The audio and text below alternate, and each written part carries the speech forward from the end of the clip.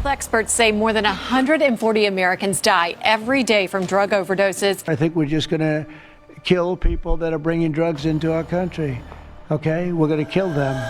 At 3:27 a.m., a single data anomaly triggered one of the most sensitive federal operations Miami had seen in years. Not a gunshot, not a tip, not a border seizure. A crypto wallet blinked twice and then froze. What made it dangerous wasn't the amount moving through it. It was where the money stopped. For months, federal analysts had been tracking a surge in encrypted transactions flowing through South Florida.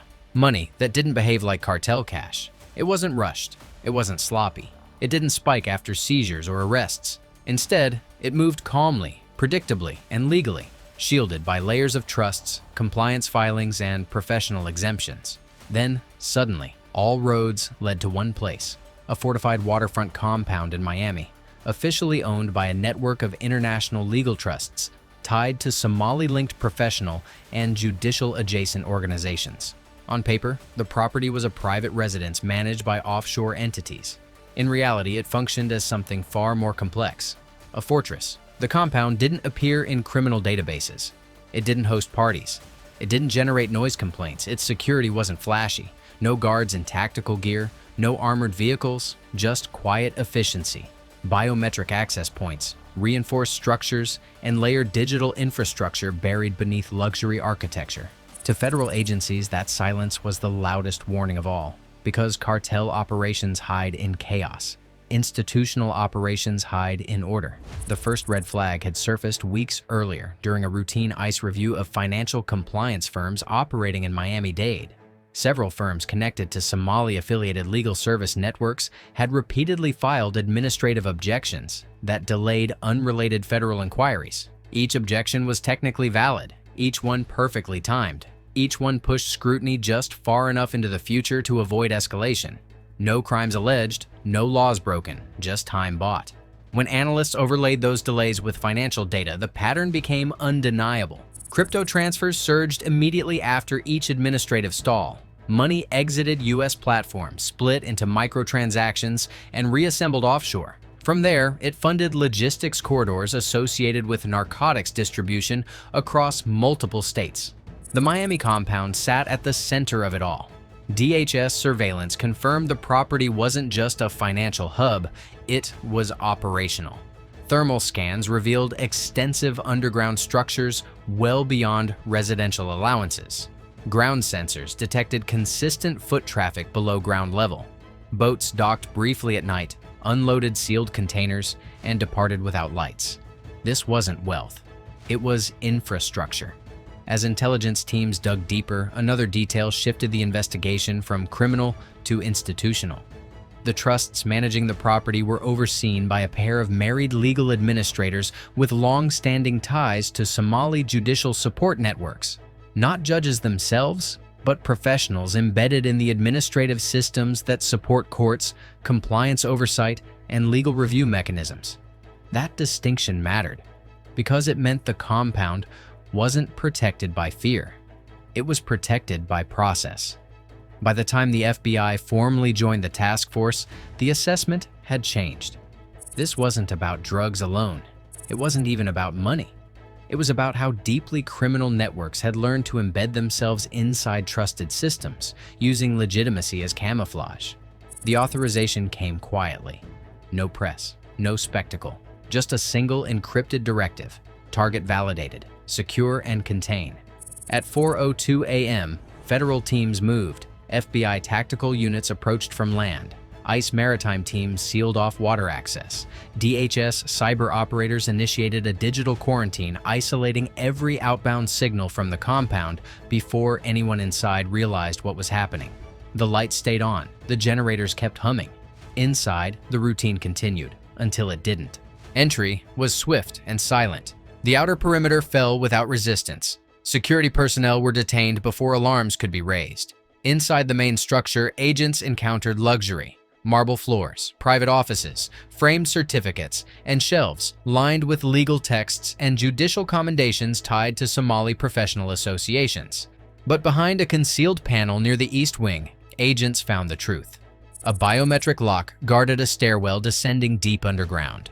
Below the surface The fortress revealed its real purpose: partitioned chambers, temporary sleeping quarters, medical supplies, and dozens of individuals held under conditions that immediately triggered federal trafficking protocols.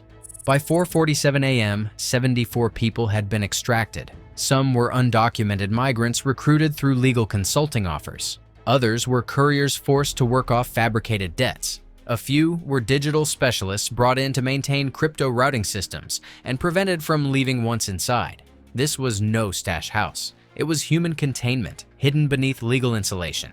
As rescue operations continued, financial agents accessed the compound's secure server room, disguised as a wine cellar behind reinforced walls. Inside, they found cold wallets, transaction logs, and internal documents detailing narcotics movements valued in the hundreds of millions. But one file changed everything. It was titled simply Judicial Continuity Protocol. The document outlined steps for delaying warrants, challenging jurisdiction, and exploiting administrative oversight pathways connected to judicial systems. Every maneuver was legal, every delay justified, every safeguard weaponized. This wasn't corruption through force, it was corruption through fluency. By sunrise, the compound was fully secured. Drugs cataloged, crypto wallets frozen, servers cloned, evidence sealed. But inside federal command centers, no one celebrated. Because the Miami Fortress wasn't an endpoint, it was a model. The Somali-linked legal and administrative networks tied to the operation weren't just facilitating crime. They had engineered a structure capable of surviving raids, stalling investigations, and regenerating elsewhere using the very systems designed to uphold justice. The fortress had fallen, but the method remained. And as analysts began mapping additional nodes connected to the same Somali-affiliated legal ecosystem, one conclusion became unavoidable. This wasn't a single operation uncovered. It was a system exposed. By late morning, the operation in Miami had shifted from containment to comprehension. Federal analysts worked in parallel streams, correlating seized data with years of dormant intelligence that had never quite aligned. Until now. The servers taken from the fortress began to speak. Transaction timelines revealed a choreography that mirrored judicial and administrative calendars across multiple states. Not trial dates, not hearings, internal review cycles, compliance renewals, budget approvals, moments when oversight slowed and procedural backlogs formed naturally. Each window became an opportunity. This was not coincidence. The architecture uncovered inside the Miami compound pointed to a network that had learned how to move with institutions rather than against them. Somali-linked legal advisory entities appeared repeatedly as intermediaries, drafting compliance responses, filing administrative challenges, and initiating reviews that delayed scrutiny without ever triggering suspicion. The strategy was elegant and dangerous. As data engineers reconstructed the crypto flows, a broader picture emerged. The Miami Fortress had served as a primary coordination hub, but it was never intended to stand alone. It synchronized movements between narcotics suppliers, human trafficking routes, and financial exits, each insulated by layers of legitimacy. What made the discovery alarming was not the scale of the drugs seized, it was the restraint. The operation had intentionally limited volume through any single node to avoid detection. Instead, it prioritized reliability, longevity, and deniability. This was a system designed to outlast enforcement, not confront it. DHS analysts flagged a set of routing tables that extended beyond Florida.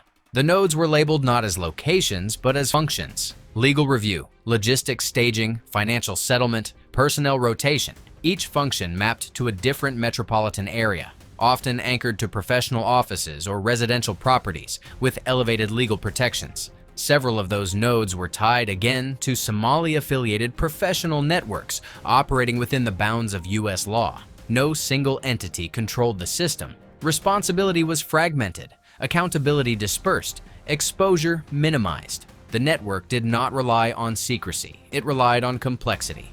As federal leadership reviewed the findings, the response evolved. Raids alone would not dismantle this structure. Arrests would not be enough. The threat was procedural, embedded in workflows, exemptions, and administrative inertia. So the strategy changed. By early afternoon, internal directives quietly suspended specific administrative pathways referenced in the seized documents. Certain compliance appeals were paused. Oversight authorities were reassigned. Review boards were restructured under emergency authorities that did not require public disclosure. The goal was to remove the network's oxygen.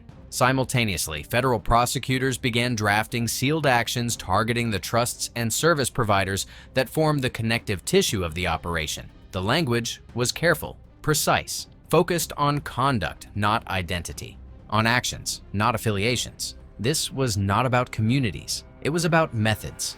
Meanwhile, the 74 individuals rescued from beneath the fortress were relocated to secure facilities. Their accounts filled in the human dimension of the case. Many had been recruited through legitimate channels, consulting contracts, legal internships, logistical support roles, only to find their documents withheld and their movement restricted once inside the system.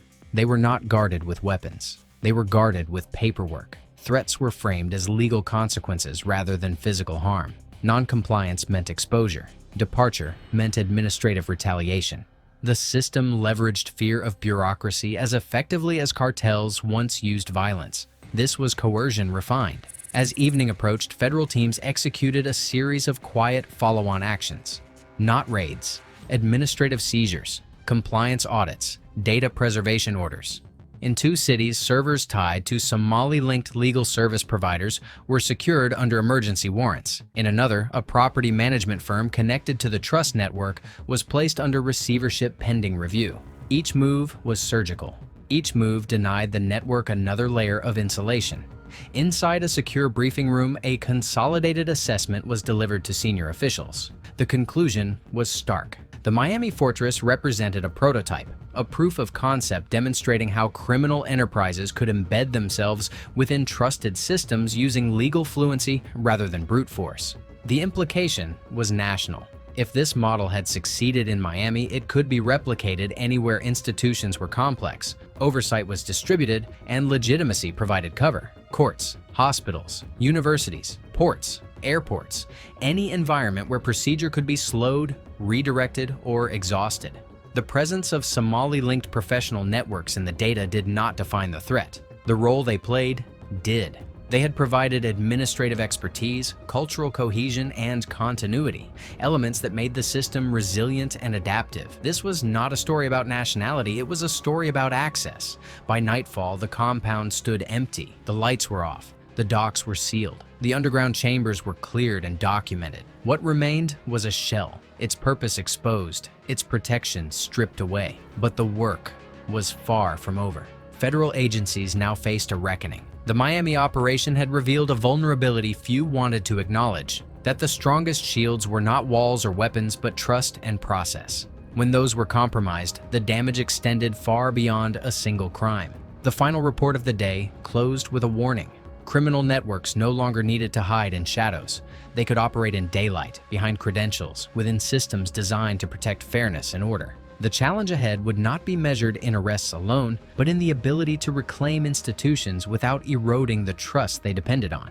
The Somali-linked networks exposed in Miami had shown what was possible when legitimacy became camouflage. And as federal teams prepared the next phase, quiet, methodical, and far-reaching, one truth settled over the operation. The fortress was gone. The blueprint remained.